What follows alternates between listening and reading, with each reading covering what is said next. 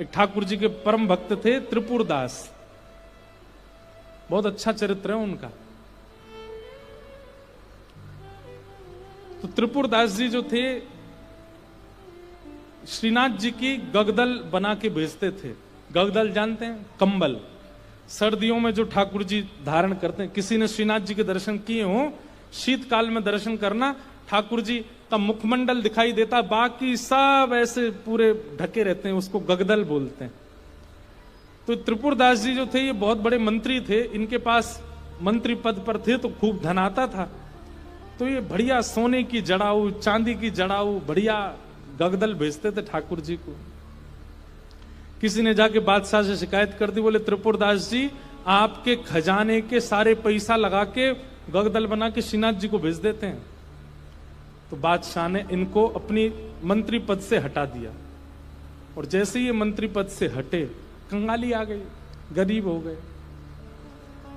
अब इनके पास इतना भी धन नहीं था कि गगदल खरीद के भेज सकें। तो एक लिखने वाली कलम थी इनके पास, वो कलम बेच दी जाकर के, तो उससे 1 रुपया मिला। 1 रुपया से इन्होंने जो वस्त्र खरीदा, बिल्कुल 3rd क्लास वस्त्र खरीदा, 1 रुपए का आया। मन में बड़े दुखी थे, बोले ठाकुर जी मैंने कभी ऐसा वस्त्र आपको भेजा नहीं, लेकिन क्या बताऊं, और कोई मेरे पास चारा नहीं।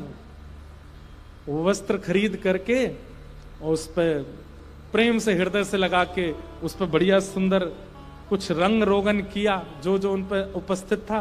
थोड़े थोड़े इत्र बचे थे, इत्र लगा दिया और किसी के हाथ मंदिर भिजवा दिए। पहले तो हमेशा खुद जाते थे जब मंत्री थे, लेकिन अब मन में सोचे कि कहीं मैं ऐसी अवस्था में मंदिर गया, गुसाई जी ने अगर मुझे इस अवस्था में देखा तो वे कहीं मुझ पर कृपा करने के लिए धनराशि ना दे दें, इसलिए खुद नहीं गए, किसी के हाथों भिजवा दिया। गगदल नहीं बना पाए थे, चद्दर बनी थी, बस भिजवा दी। और कोई बात नहीं, ठाकुर जी समझेंगे मेरी परिस्थिति। शीतकाल का समय आया, यहां पर वो चद्दर जैसे ही पहुंची तो भंडारियों ने सोचा ये तो बिल्कुल सामान्य स्थिति की है, ये ठाकुर जी की सेवा में क्यों जावे, ऐसे ही रख दो इसको कहीं किनारे किनारे में कहीं रख दी। शीतकाल प्रारंभ हुआ, जैसे ही ठाकुर जी को गगदल पहनाई, रात्रि में शयन करा करके गुसाई जी चले गए। रात भर गुसाई जी ठिठरते रहे, मुंह कांपते रहे, हाथ पर कांपते रहे। सुबह मंगला में जैसे ही दर्शन करने गए तो भीतर जाके जैसे ही ठाकुर जी को उठाया, और ठाकुर जी के दांतों की आवाज आ रही थी, cut cut cut cut cut cut जोर से, और ठाकुर ठिठर रहे हैं जोर से। गुसाई जी बोले 5-5 गगदल पहना रखी हैं फिर भी ठिठर रहे हैं, अंगीठी जला के लाओ। अंगीठी जला करके ठाकुर जी के आगे हाथ सेक सेक के, कभी हाथ पे लगा मैं, कभी गालों पे लगा मैं, कभी गले पे लगा मैं। ठाकुर जी बोले जाड़ो लग रहा हो, बहुत जोड़ते जाड़ो लग रहा हो मुझे। गुसाई जी बोले जय जय। अंगीठी जला दी, 5-5 गगदल उड़ा दी, और गगदल लेके आओ। महाराज 10-10 गगदल, ठाकुर जी ढक गए पूरे रजाइयों में। 5-5 अंगीठी जला दी और ठाकुर जी हिल रहे हैं जोर से। और केवल नाटक कर रहे हो ऐसा नहीं, स्पर्श करने में बिल्कुल ऐसा लग रहा है जैसे मानो जैसे ठंडे पड़ गए हो ठाकुर जी। गुसाई जी तो इतनी चिंता में आ गए, क्या करें क्या करें क्या करें। अचानक गुसाई जी बोले 10-10 गगदल और 5-5 अंगीठी, फिर भी ठंडक नहीं जा रही, कोई लीला तो नहीं श्याम सुंदर की। ओहो, निश्चित ही किसी भक्त के द्वारा भेंट आई है और वो हमने पधराई नहीं है, इसीलिए ये सब हो रहा है। तुरंत गुसाई जी बोले किसी भक्त की भेंट आई थी क्या? क्या क्या भेंट आई बताओ। सब बताया, बोले ये भेंट आई है। पर एक बोला एक और आई है, वो पतली सी चद्दर आई है एक, उसका कपड़ा भी ऐसा हम भी नहीं पहने, वो रखी है किनारे। गुसाई जी बोले वही लेके आओ।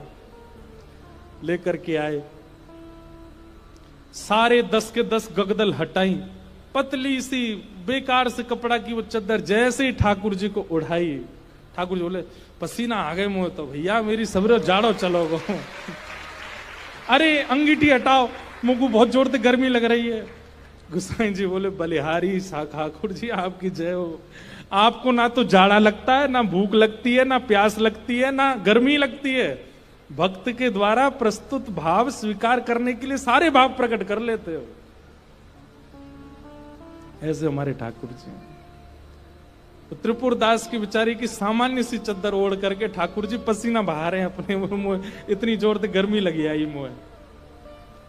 ऐसे हमारे ठाकुर जी। तो आप मत कीजिए, आप तो पवित्रता का भी ध्यान रखो, वर्णाश्रम धर्म का भी ध्यान रखो, सभ्यताओं का भी ध्यान रखो, वेद मर्यादाओं का भी पालन करो। ठाकुर जी को अवसर दीजिए। प्रेम आपका ऐसा हो कि ठाकुर जी नियम तोड़वाने की आज्ञा दें, तब श्रेष्ठता है। हरिराम व्यास जी जिन्होंने जुगल किशोर जी को प्रकट किया, ऐसे श्री हरिराम व्यास जी की बेटी का ब्याह था और अपनी बेटी के ब्याह में जितने ब्राह्मण आए, हरिराम व्यास जी अपनी बेटी के ब्याह से प्रसन्न नहीं थे। क्यों नहीं थे? कोई पिता अपने पुत्री के ब्याह से अप्रसन्न कैसे हो सकता है? लेकिन उनके मन में भाव था कि भाई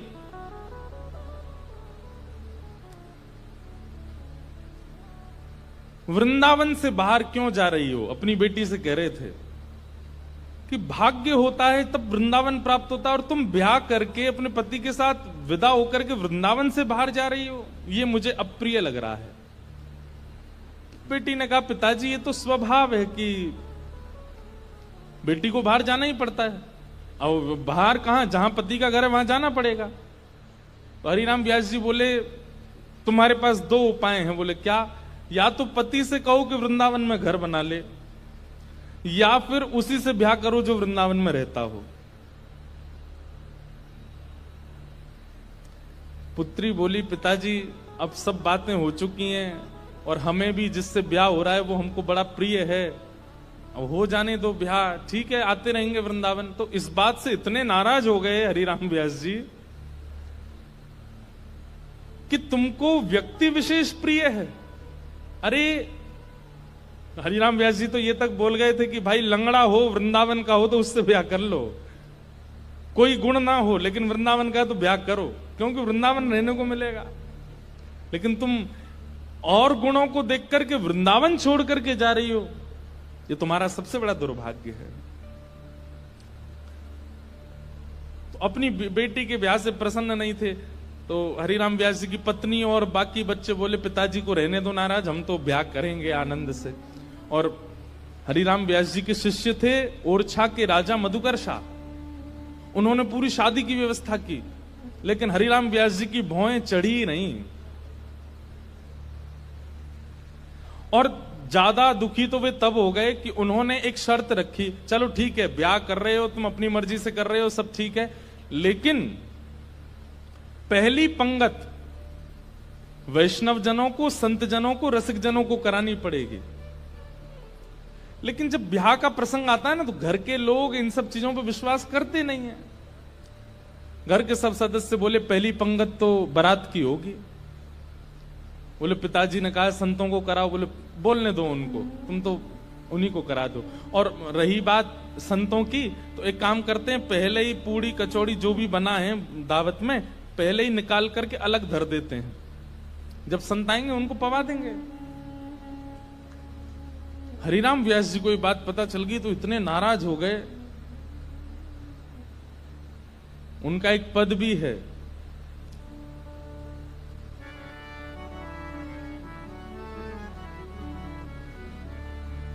संतन सौ अधिक समधि प्यारे। बोले संत इतने प्रिय नहीं है, वो समधि बहुत ज्यादा अच्छा लगता है, उसको तो गरम गरम खवा रहे हैं और संतों के लिए अलग निकाल दिया है। बड़े नाराज हुए, बोले संतों का अपमान कर रहे हो। बेटी बोली पिताजी मेरा ब्याह है, आप बिल्कुल खुश नहीं हो। बोले मुझे खुशी करानी है तो वृंदावन से बाहर मत जाओ। ब्राह्मण लोग आए जो ब्याह पढ़ा रहे थे, तो हरिराम व्यास जी बड़े विद्वान थे, तो ब्राह्मण आकर के बैठे, सबने बैठ करके हरिराम व्यास जी से वार्ता की। तो ब्राह्मण सब बोले व्यास जी कोई अच्छी बात सुनाओ। तो हरिराम व्यास जी पद गाने लगे, वे मरे जिन मेरे घर ब्याह पढ़वायो। सारे ब्राह्मण बोले ऐसा मत कहो। भगवान बोले कि तुम भाग जाओ यहां से, या तो पुत्री को कहो कि वो वृंदावन छोड़ करके नहीं जाए, और यदि वो जाने का मन बना चुकी है तो वो सब मर जाएंगे जिन्होंने ब्याह पढ़ाया। ब्राह्मण तो घबरा गए। फिर अंत में मधुकर शाह जो राजा थे ओरछा के, उन्होंने हरिराम व्यास जी को प्रणाम किया। बोले मैं जिम्मेवारी लेता हूं, आपके दामाद और बेटी बाहर नहीं जाएंगे, मैं यहीं घर बनवा दूंगा, वो यहीं रहेंगे। तब हरिराम व्यास जी प्रसन्न हुए। मतलब हम संसारी लोग हैं, हमारे लिए कई बार रिश्ते नातेदार ज्यादा हो जाते हैं, ठाकुर जी से ज्यादा हो जाते हैं। हमारे लिए कई बार दिखावा ज्यादा हो जाता है, कई बार सब प्रदर्शन में हम लोग ज्यादा चले जाते हैं, हमारे लिए भक्ति भाव कहीं पीछे छूट जाता है। पर वृंदावन को भजने वाले के लिए ठाकुर जी प्रधान है और कुछ प्रधान नहीं है। इसलिए वहां धर्म प्रधान नहीं है, प्रेम प्रधान है। एक भगवान के परम भक्त थे, नारायण दास उनका नाम था। बहुत ध्यान से सुनना। नारायण दास जी को भी वृंदावन से बहुत प्रेम था, और वृंदावन का प्रेम उन पर ऐसा चढ़ा कि वो गोपी भाव में रहने लगे। और कैसा गोपी भाव? श्रृंगार कर लेते, बिंदी लगा लेते, मांग में सिंदूर भर लेते, बड़े बड़े केश कर लिए थे, पैरों में नूपुर पहनते, हाथों में चूड़ियां पहनते और लहंगा पहन करके और बढ़िया सुंदर श्रृंगार करके किसी के सामने नहीं जाते थे। अपने गोपाल जी उनको तैयार करके, उनका श्रृंगार करके उनका भोग लगा के उनके सामने नाचते थे, अपने ठाकुर जी के आगे, और किसी को नहीं दिखाते थे, बस अपने ठाकुर जी को दर्शन कराते थे। नाचते थे, गाते थे, रिझाते थे, और फिर नाचते नाचते फिर प्रसादी सिद्ध करते, प्रसादी सिद्ध करके फिर राजभोग करा देते, व्यारू करा देते, कलेऊ करा देते, ठाकुर जी के अष्टाम लीला करते, अष्टयाम भोग धराते। लेकिन नृत्य और गायन ये दो सेवा नहीं छोड़ते थे। लेकिन धीरे धीरे वैष्णवों ने उनको देखना, ढूंढना शुरू कर दिया।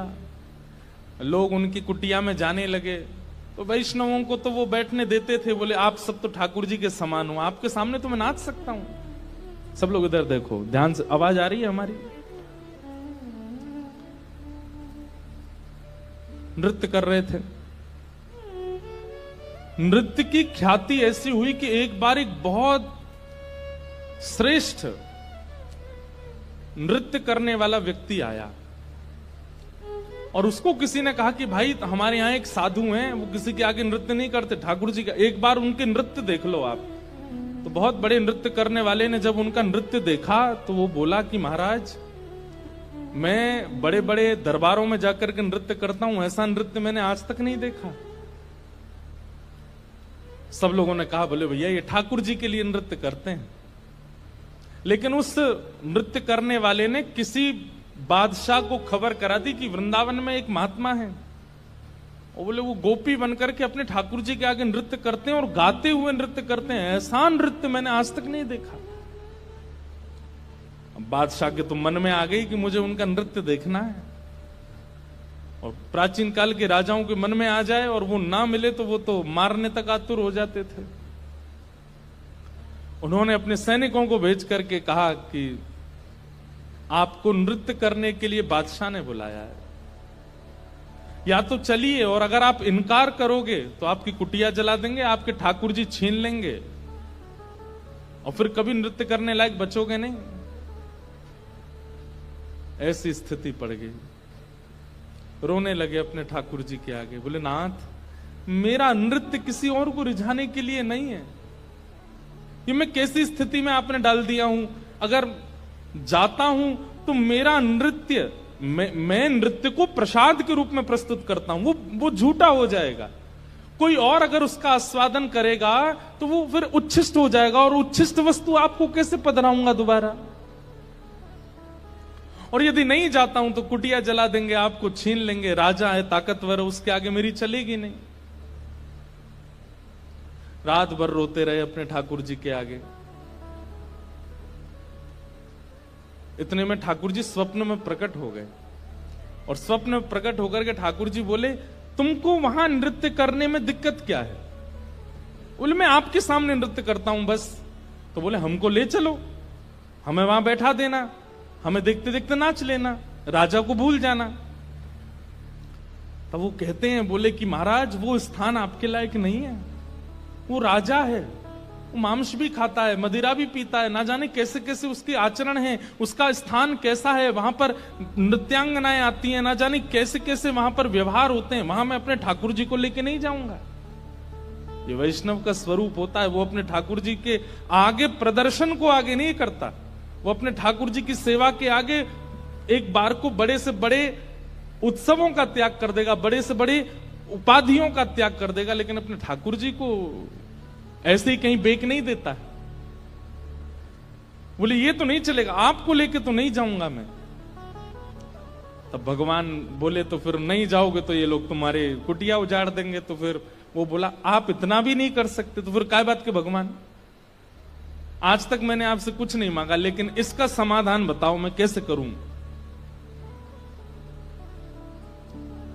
तब भगवान बोले, देखो तुमने अपनी गली में तुलसी की माला पहनी है और ये तुलसी मेरा ही स्वरूप है, तो तुम मुझे तो नहीं ले जाओगे, लेकिन ये तुलसी माला तो पहन के जाओगे। इनको तुम एक सिंहासन पर पधरा देना और इनको मेरा ही रूप मान करके, मुझे अनुभव करके, मेरा आभास करके तुम वहां नृत्य कर देना। नृत्य भी हो जाएगा, मेरे सन्मुख भी हो जाएगा और तुम्हारा बात भी बनी रहेगी। नारायण दास जी बोले, भगवान पक्का ना ये तुलसी आपका ही? बोले, पक्का 110% मेरा ही स्वरूप है, जाओ।